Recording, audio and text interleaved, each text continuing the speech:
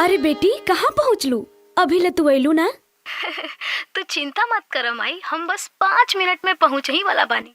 ए अंकुश, ए राजा, अरे सुना तानी जी, बेटी बस 5 मिनट में पहुँच ही वाला बाड़ी। आज हमार लक्ष्मी आ रहल बड़ी। हाँ पापा।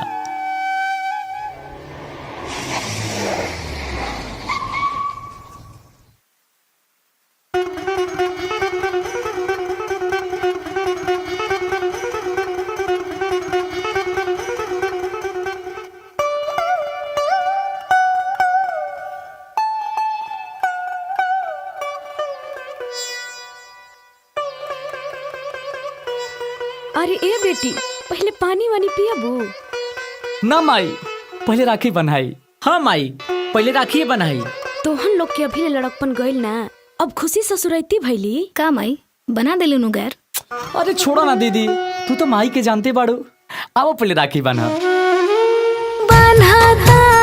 रखिया हो तोहरी कलैया, टूटे नाही कबहू सनहिया ए भैया।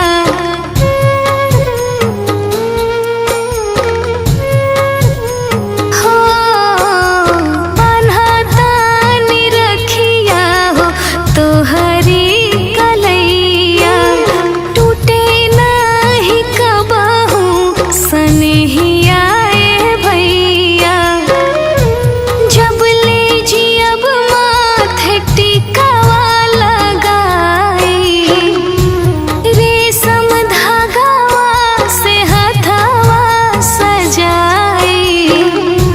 बहिनी तोहरा के कबो ना भुलाइब हो, जब ले जियब तब ले जनम हो लुटाइब हो।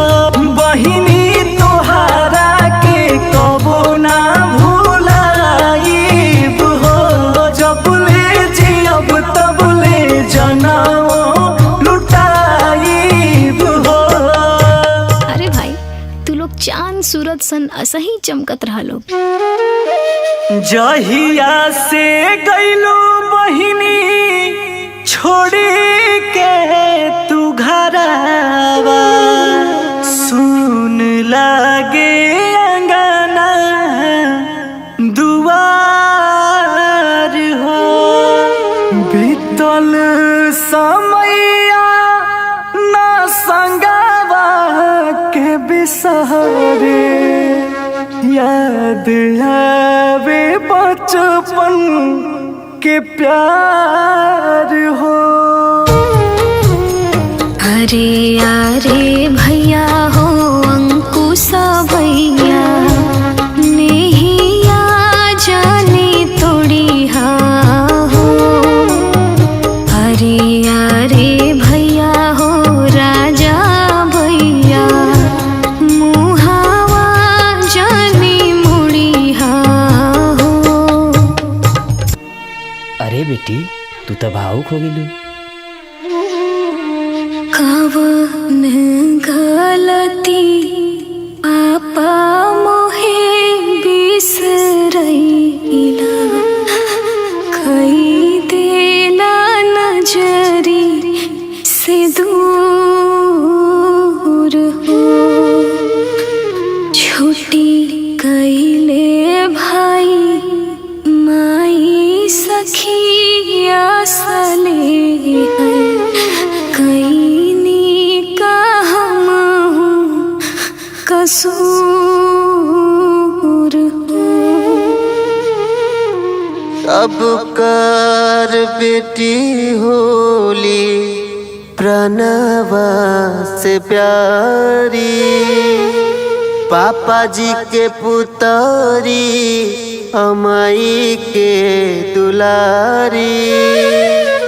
कवनो बापो नहीं चाहे अपना बेटी के, कर जबा से दूर कैल हो। ऐसन हुए बेटी दुनिया के रीतिया, कि मायू मजबूर भइल हो। माई तू भी ना। दीदी देखा सबके तू ही रोइले बाड़ो, अब चला सबके तू ही हंसावा। हंसत रहे हरदम नैहर ससुरारी दिन बार बार आवे हो। बनल रहे भाई बहिना के प्यार ई दिन बार बार आवे हो। बार आवे हो, बार बार आवे हो। हाँ हाँ बार आवे हो, हर बार आवे हो। भाई बहिनी के हाँ सच्चा त्योहार ही दिन बार बार आवे हो। असही हंसत रहे पूरा परिवार ही दिन बार बार आवे हो। हेलो गाइस, तो हम लोग का वीडियो कैसा लगा? अगर आप लोग को हम लोग का वीडियो अच्छा लगा है तो लाइक कीजिए, शेयर कीजिए, कमेंट कीजिए और बेल आइकन को जरूर दबा दीजिएगा।